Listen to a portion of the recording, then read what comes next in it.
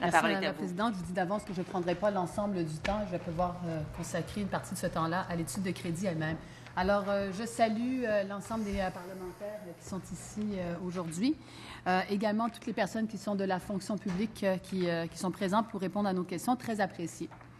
Dans un premier temps, j'aimerais revenir un peu sur une question d'ordre général par rapport à l'économie du Québec. S'il y a un enjeu qui nous apparaît prioritaire et essentiel, c'est bien celui de la main-d'œuvre. Pourquoi?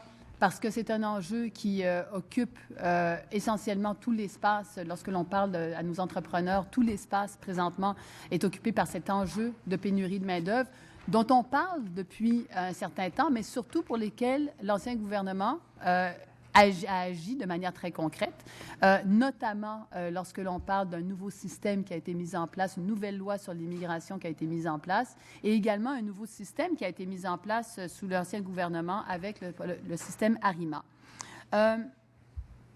Également, lorsque l'on parle de pénurie de main-d'œuvre, ce n'est pas, il faut le mentionner, la seule réponse à la question. Ça ne peut pas être la question de l'immigration.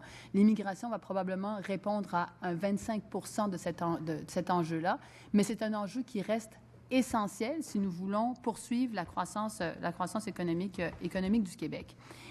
D'entrée de jeu, je vais dire que si, dans les propositions et les paroles du ministre, il ne s'agissait que de francisation, de régionalisation et de nous assurer qu'on ait plus de moyens disponibles pour le Québec, on serait en fait très favorable parce que on en est de ceux qui veulent davantage de régionalisation et davantage d'intégration réussie. Néanmoins, il faut prendre la pleine mesure des propositions qui sont soumises de manière générale. Les budgets ont été augmentés en francisation, c'est une très bonne nouvelle et tout le monde doit s'en réjouir.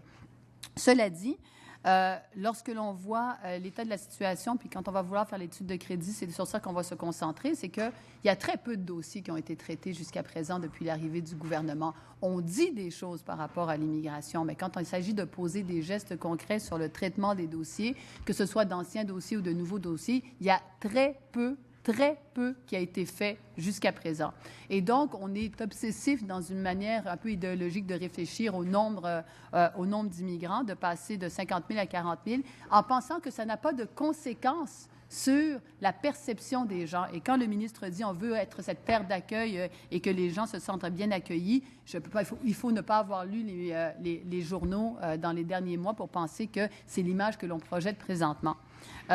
Pas plus tard qu'aujourd'hui, on a des entreprises qui disaient sur la confiance que les gens doivent avoir dans notre système, parce que s'il y a un élément qui est fondamental, c'est la confiance que les entreprises ont dans ce qui se passe au Québec. Les entreprises québécoises sont notamment les seules à continuer de faire état de pénurie de main-d'œuvre plus intense qu'il y a 12 mois. Ça fait presque 7 mois que le gouvernement est en place. Les entreprises ne perçoivent aucunement les gestes concrets parce que dans les décisions qui sont prises au quotidien, ce n'est pas ce que l'on voit dans le traitement de dossiers. Et ça va avoir des conséquences à terme pour le gouvernement. Ça va avoir des conséquences à terme pour le Québec.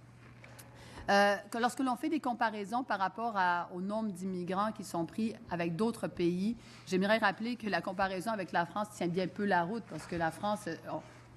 On peut se questionner sur le taux de chômage qu'ils ont aujourd'hui par rapport à ceux du Québec. Ils ne vivent pas du tout la même réalité. Alors, quand on fait des comparaisons, il ne faut pas les faire de manière boiteuse, il faut les faire de manière cohérente, puis de comparer le comparable en réduisant de manière arbitraire le niveau d'immigration. Encore une fois, l'IRIS a sorti un rapport à ce sujet-là pour dire qu'il n'y avait aucune explication logique ou cohérente qui vient soutenir cette décision de la part du gouvernement. Mais encore une fois, ce qui va nous intéresser dans cette étude de crédit, plutôt que on a toute l'occasion de parler du projet de loi 9 sur l'immigration, ça va être de dire concrètement quelles sont les actions que pose le gouvernement aujourd'hui pour faire avancer les dossiers d'immigration, que ce soit les anciens, que ce soit les nouveaux, que ce soit les futurs. C'est de ça dont on va vouloir parler et de bien comprendre l'impact au niveau des systèmes. Alors, Madame la Présidente, je ne serai pas plus longue et je vais me faire un plaisir de revenir à poser les questions par la suite. Merci.